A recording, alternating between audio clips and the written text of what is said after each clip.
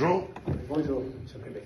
Souffrez, monsieur le professeur, que je vous dise mon admiration pour une phrase que vous avez prononcée tout à l'heure concernant le roi Léopold II. Je suis Mouyansi, de l'ethnie des Yansi. Et chez nous, il existe un adage qui dit que si vous acceptez de vous savonner, vous devez accepter de vous rincer.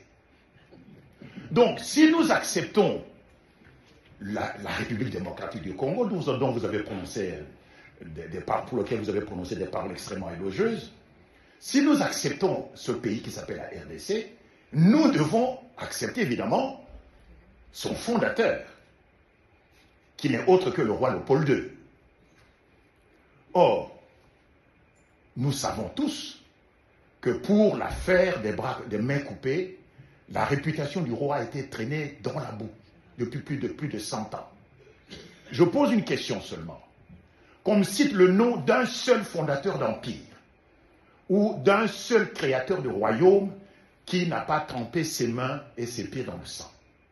Il n'y en a pas un seul. Depuis Josué, le fils de Nun dans la Bible, quand ils sont partis conquérir le pays de Canaan, en passant par Genghis Khan, par Napoléon, par n'est-ce pas, Washington, par les empereurs aztèques, les empereurs allemands, les rois français, les rois anglais, tous ceux qui ont bâti des empires et des royaumes ont dû se salir les mains. Et le roi Léopold II n'a pas fait exception, sauf que tout le monde aujourd'hui, tous les autres fondateurs d'empires sont célébrés comme des héros, tous sans exception. Sauf que le roi Léopold II n'est pas célébré comme héros chez nous, en tout cas au Congo. Mais je souhaiterais que, très prochainement, on puisse réhabiliter la mémoire de ce grand roi, parce que nous nous battons pour ce pays-là.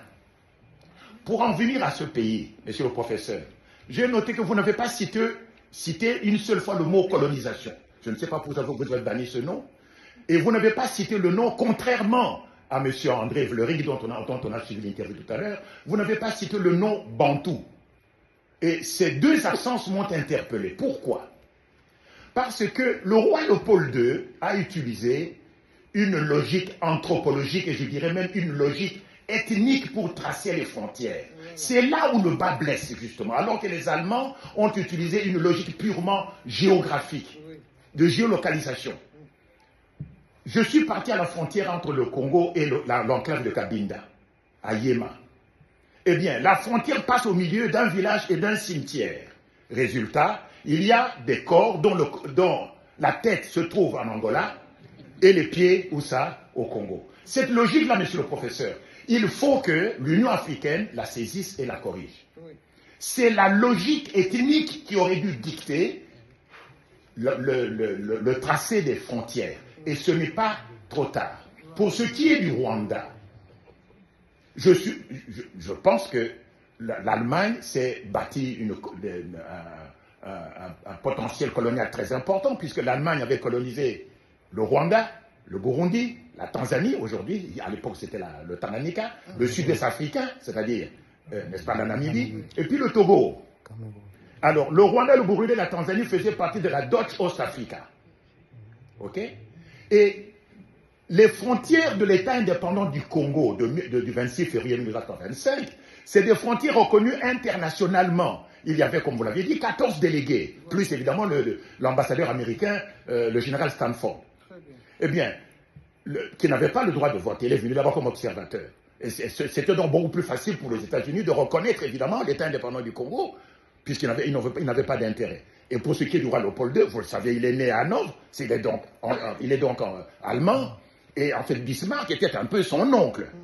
Et c'est pour cela justement que la conférence de Berlin, la grande question là-bas, c'était le statut du bassin du fleuve Congo, dont personne ne voulait, justement. Parce que Stanley était un Gallois.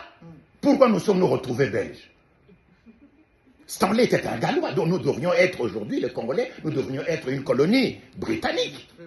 Je vais peut-être vous demander d'accélérer pour... Oui, je vais accélérer, je vais terminer. Voilà. C'est tout simplement parce que les terres ramenées par Stanley, personne n'en a voulu, sauf le roi Léopold II. Une deuxième raison d'être reconnaissant envers ce roi-là.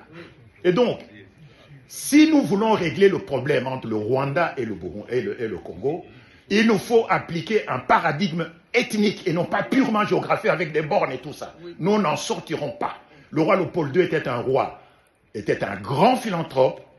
Il a compris qu'il faut d'abord respecter l'homme. Alors que les Allemands, ils prennent un équerre, ils prennent une règle et ils tracent une frontière, quel que soit l'endroit où la frontière passe, eux, ce n'est pas leur affaire.